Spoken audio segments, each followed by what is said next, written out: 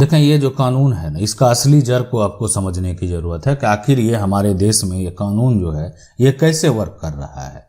हम बात करने वाले हैं विरासत कानून की। अगर आप विरासत कानून के बारे में नहीं जानते हैं तो ज़रूर जान लीजिए कि देखें, ये आपके संपत्ति से जुड़ा हुआ है। आपके पास जो भी प्रॉपर्टी है, ज़मीन हो, मकान हो, घर हो, पैसा हो, गाड़ी हो, उससे जुड़ा हुआ है।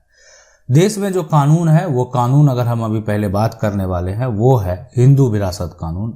अब इसमें देखें कि हिंदू जो विरासत कानून है उसमें सिख, जैन, बौद्ध और आर्य समाज की बात है। देखें, विरासत की यहाँ पर जो बात करेंगे तो ये हो गया आपके जो उत्तराधिकारी होंगे, कौन आपका जो विरासत है वो संभालेगा, कौन आपके परिवार के उत्तराधिकारी होंगे, किसको आप उत्तराधिकारी बनाना चाहते हैं, यानी और या कौन आपके जो संपत्ति है, जो आपका संपत्ति है ना, वो संपत्ति का जो कानूनी उत्तराधिकारी है। हमारा कानून क्या कहता है।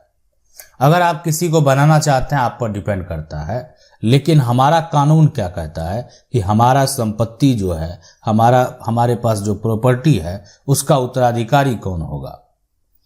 अब यहाँ पर देखें, इसमें हिंदू विरासत जो कानून बनाया गया है ये सिर्फ जो है हिंदू के लिए नहीं है, ये सिख के लिए भी है, ये जैन के लिए भी है, ये बौद्ध के लिए भी है और ये आर्य समाज में भी है। सभी के लिए, माना इन जो है ना, आप ये कह सकते हैं सभी के लिए समान विरासत कानून है ना, विरासत कानून है। अब आपके मन में सवाल आएगा कि तो मुस्लिम विरासत कानून अलग होगा। हाँ, बिल्कुल अलग है। और वहाँ पर जो है सियाओं के लिए है ना, सुन्नियों के लिए अलग अलग नियम, अलग अलग कानून है। लेकिन यहाँ पर जो है ये हिंदू विरासत कानून जो है उसमें इन सभी धर्मों के लिए समान विरासत कानून है। अब हम आपको बता दें कि हिंदू विरासत कानून में अगर किसी भी व्यक्ति की मृत्यु हो जाती है, अब उसके बाद क्या होगा कि उसके बाद जो उनके वारिस होंगे, मान लेते हैं कि आप देख सकते हैं कि ये एक जो है संपत्ति है और ये संपत्ति जो है एक तरह से जो नाम है वो एक तरह से विजय है ना शर्मा एक तरह के नाम दर्ज है। विजय शर्मा की मान लेते हैं मृत्यु हो जाती है, ये संपत्ति जो है अब किसको जाएगा, किसको प्राप्त होगा, कौन इस संपत्ति का कानूनी हकदार होगा, कौन इस संपत्ति का वारिस होगा। तो इसके लिए अब ऐसा लगा कि ऐसा करते हैं कि जो संपत्ति पर अधिकार की जब बात है तो ये सीधी सी बात है, आपके मन में भी सवाल आएगा कौन होगा इस संपत्ति का। विजय शर्मा की अगर मान लेते हैं मृत्यु हो जाती है तो उसका बेटा होगा, उसकी बेटी होगी, उसकी पत्नी होगी। तो इसीलिए इसको दो क्लास बनाया गया है। एक क्लास जो है उसमें बना दिया गया है कि नहीं बेटा, ये संपत्ति अगर विजय शर्मा की मृत्यु होती है ये संपत्ति बेटा को मिलेगा, ये संपत्ति बेटी को भी मिलेगा, ये संपत्ति पत्नी को भी मिलेगा और ये संपत्ति उनकी मां को भी मिलेगा। बात समझ गए होंगे। तो ये आखिर क्लास 2 बनाने का क्या जरूरत है। तो यहां पर जो है ये एप्लीकेबल तब है जबकि क्लास 1 में कोई हो ही एक तरह से कोई है ही नहीं। विजय शर्मा के मृत्यु के बाद जब एक तरह से ढूंढा गया तो ना तो विजय शर्मा का यहाँ पर बेटा है, बेटा नहीं है ना, ना इनका कोई बेटी है, बेटी भी नहीं है, विवाह ही नहीं हुआ था, पत्नी भी नहीं है ना। तो उसके बाद माँ की अगर बात करेंगे है ना, तो हो सकता है कि माँ भी ना हो या माँ हो। तो अब यहाँ पर जो है क्लास 1 में तो कोई मौजूद ही नहीं है, तो अब हमारा कानून ये कहता है कि क्लास 2 में चलते हैं। क्लास 2 में देखा गया कि हाँ पिता जो है, अब उसके बाद भाई आएगा है ना, बहन आएगी, बहन तब आएगी है ना, भाई आएगा, उसके बाद पिता आएंगे। अब उसके मान लेते हैं, कहने का मतलब क्लास 2 में जो हम बोल रहे हैं इसका मतलब ये नहीं कि सभी आएंगे। जो विजय शर्मा है उसकी संपत्ति का हक जो है उनका पिता का होगा, उसके भाई का होगा, बहन है तो बहन का होगा। अगर भाई जो है एक तरह से भाई की बहन का बेटा बेटी है, मान लेते जो भाई है या बहन है, तो उसका अगर बेटा बेटी है, दोनों नहीं है, ना भाई है ना बहन है, तो भाई बहन का बेटा बेटी जो होगा कानूनी तौर पर उसका भी अधिकार होगा। तो ये बना दिया गया क्लास 2। आपके मन में सवाल आता होगा कि अगर ये जैसे इतने लोग हैं, ये सब भी नहीं है, कोई है ही नहीं, ऐसा संपत्ति का हक किसको जाएगा? अरे जहां जन्म हुआ होगा उनका पिता जो होंगे, तो पिता का जो एक तरह से बात करेंगे, पिता का तो भाई होंगे ना, तो वो भी यहां पर जो है आगे अगर ये क्लास 1 क्लास 2 में कोई नहीं मिलता है, तो पिता के जो भाई का, एक तरह से भाई का आप कह सकते हैं जो पुत्र होगा, वो भी कानूनी हकदार है। ठीक है। और दूसरा जो पिता का, एक तरह से यहां बात करेंगे, पिता का है ना, भाई का जो एक तरह से पत्नी है, वो भी कानूनी हकदार है ना। पत्नी यहां पर ऐसे नहीं कर सकते हैं, इसलिए अगर वो विधवा है तो वो भी हकदार है। ठीक है। नहीं तो जो पिता का एक तरह से भाई है वही होता है हकदार। और साथ में पिता की बहन का बेटा, भाई, बेटी सभी जो है वो कानूनी हकदार होंगे।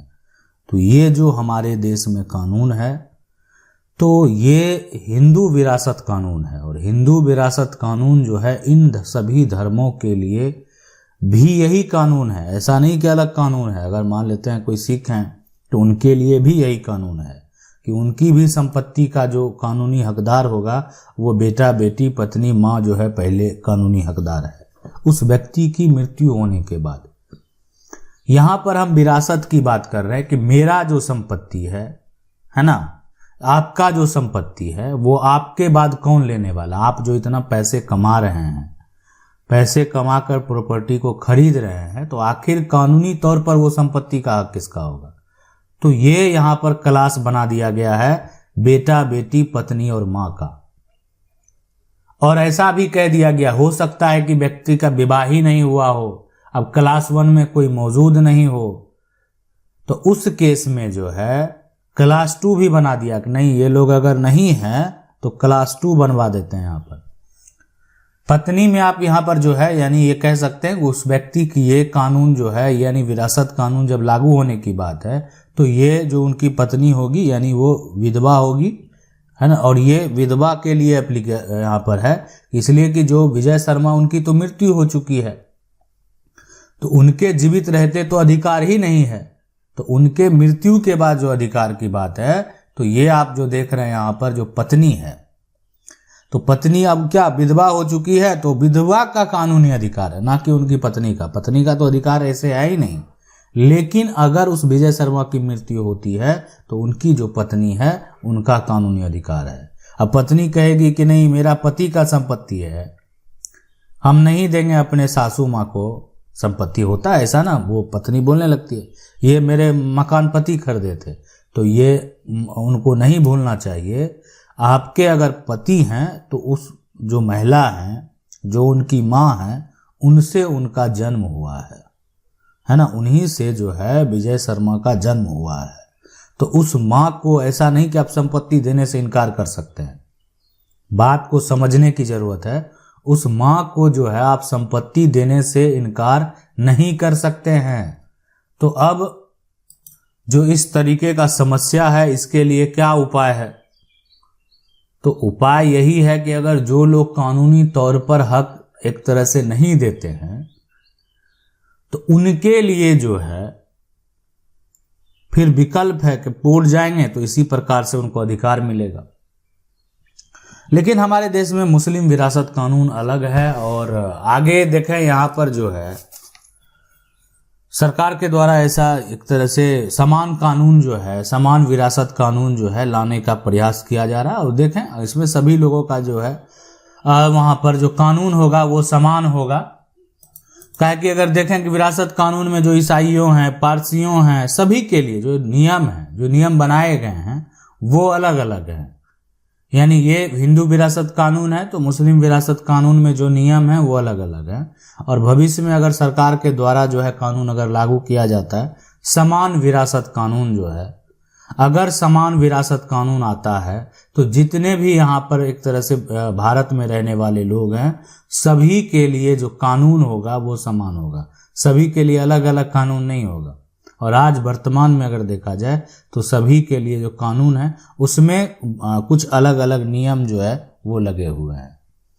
आशा करते हैं वीडियो अच्छा लगा होगा। वीडियो को लाइक जरूर कर दें। चैनल को पहली बार देख रहे हैं सब्सक्राइब करके जो बेल आइकन है उसको जरूर दबा लें। मिलते हैं अगले वीडियो में, तब तक के लिए जय हिंद।